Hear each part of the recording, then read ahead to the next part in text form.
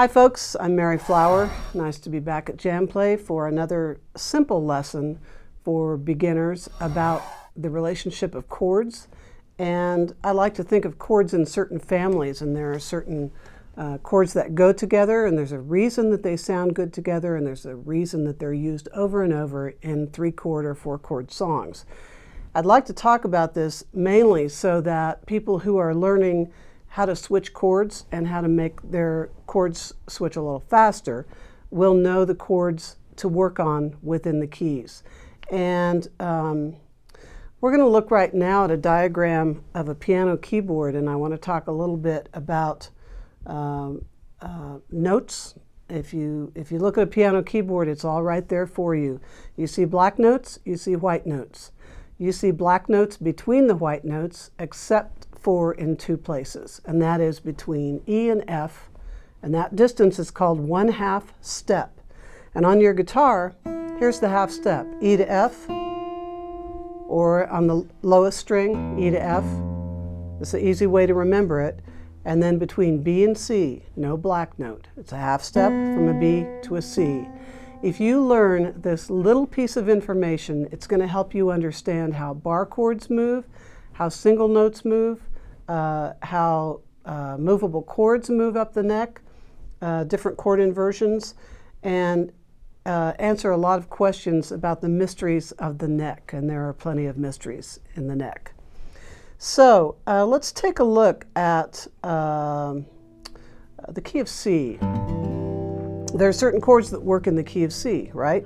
And you know this because if you've played a Woody Guthrie song or a Bob Dylan song or a John Prine song that's a 3-chord song, chances are you're going to use a C, an F, and a G.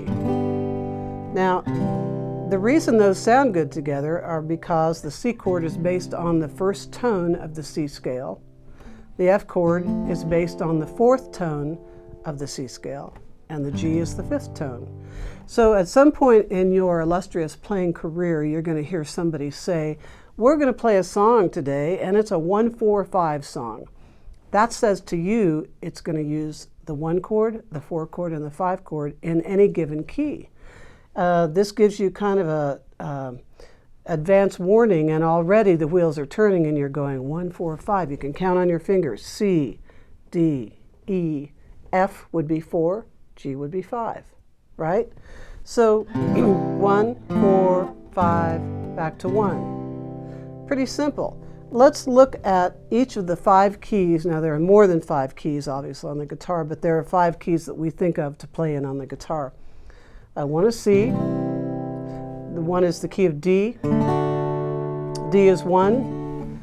D, E, F, G would be the 4 chord. A would be the 5 chord. So if you look on the piano keyboard again, you can count. You can actually put your fingers right on it and count. D is 1. D, E, F, G is 4. A is 5, right? D, G, A, D. 1, 4, 5. Now, another thing I found interesting, if you can play the song La Bamba, then you've got the 1, 4, 5. Let's go back to C again. 1, 4, 5, 4, 1.